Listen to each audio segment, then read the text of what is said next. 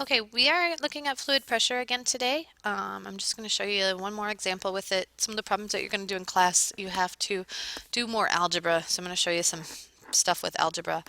Let's say we have a semi-ellipse. So it's an ellipse like we've talked about in the past, but it's half a one.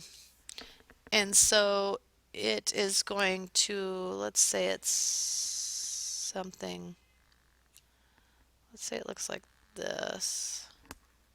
Trying to draw it nicely. And let's say that this is 4 feet. So from the center, so your major axis, or your half of your major would be 4 and half of your minor would be 3 in the world of ellipses. Because they don't really expect you to remember ellipses, I think we could give you the equation for this. They give us -3/4. Y equals -3/4 times the square root of 16 minus x squared. That would count this bottom half of this ellipse. And you're probably assuming that this is 0, 0 because it's the bottom half. And basically, the problem is we're going to make this so that this is one vertical side. So this is a vertical side of some concrete form. So we're going to say we're pouring concrete against this. And we're going to figure out how much fluid pressure would be against this semi-ellipse. And what we need to know is that concrete weighs, its weight density is 140.7 pounds per cubic feet. All right, so what we're going to do is the same thing we did yesterday with fluid pressure. So fluid pressure goes from A to B as some weight density times times a height or the depth function. So weight density times h of y times L of y. So it's the same thing we did. Like I said, I'm going to assume this is 0, 0 so that my axis goes like this right here, because that would be that equation that they give us. So what we have to do is we have to do what we did yesterday. We'd have to draw that rectangle in there to find the area of that rectangle. Eventually we'll do that. Um, so my weight density is 140.7. My height, the way that I have it drawn here, my height would go from the x-axis down. So my height is just -y, because I have it drawn below there. You could draw it differently. Like I said yesterday, you can draw them differently. You should get the same answer because this function would change. Your height function would be different. Now the surface area of just this rectangle that I'm picking here. Well, it depends where you pick it. This is x, right? And then so this would be x. So my surface area would be 2x times the height of this, which is what, delta y.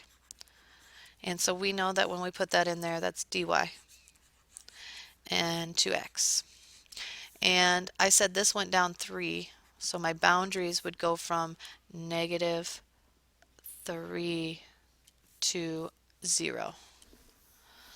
Okay, just like yesterday, there's a problem. We have an x here and we don't want an x there, but I wanted to show you one like this in case you ever have to do any of this algebra.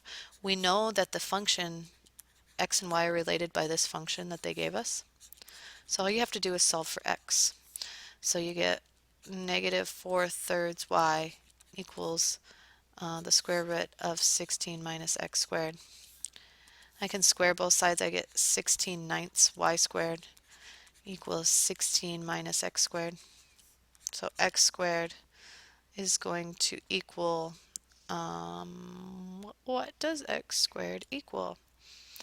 It would be, this x squared would be 16 minus 16/9 y squared.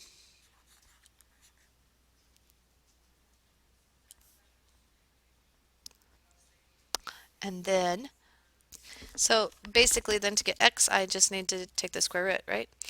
Now, what you would do then is this, you'd need a common denominator.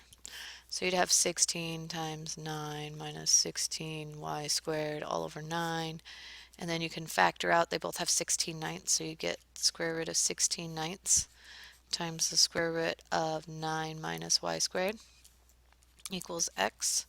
Well, the square root of 16/9 is just 4/3 times the square root of 9 minus y squared.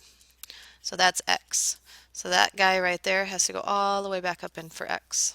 So I'm going to put it back up here, and for x, I'm actually, so I get negative 3 to 0 of 140.7 times negative y times 2 times 4/3 times the square root of 9 minus y squared. And then what I would do is I would move all this other stuff out front that you don't need in there. So I get negative 3 to 0. I'm going to put 140.7 and 8/3 out there. Oh, and that 2. There's a 2 there too. No, I figured that in. Never mind. All right, so then I have negative y times the square root of 9 minus y squared. And then you have to take the integral of that, which I'm hoping you see that you can use a u substitution, let u equal 9 minus y squared. So du then would be negative 2y, which would get rid of this y. And so du over 2 equals negative y. So I'm going to put another 1/2 out here. So I got 140.7 times 8/3 times 1/2 from this one. From here, negative 3 to 0 of the square root of u. And then you guys know how to integrate that then. Square root of u, you'd get, that's u to the 1/2, so you would get u to the 3/2 and 2/3 times that, and then times this big number that you still have in front, and substitute back in and go from negative 3 to 0. And if you do that, you should get 376.8 pounds. Okay, so make sure you understand this algebra here. That's what we're going to do in class tomorrow. We're going to do problems. A lot of your problems, I think, have circles. So remember, if you're at the origin, x squared plus y squared equals r squared. Or if you move your origin, if you move your center, you guys can do that. But if you know the equation of a circle tomorrow, that'll help. And I think the other ones that are difficult, they give you, oh, a cylinder. They might give you a cylinder. But you should know cylinders too because they have a circle top, right? So they're going to be about a circle too. So if you remember a circle, we're going to be okay. All right, have a good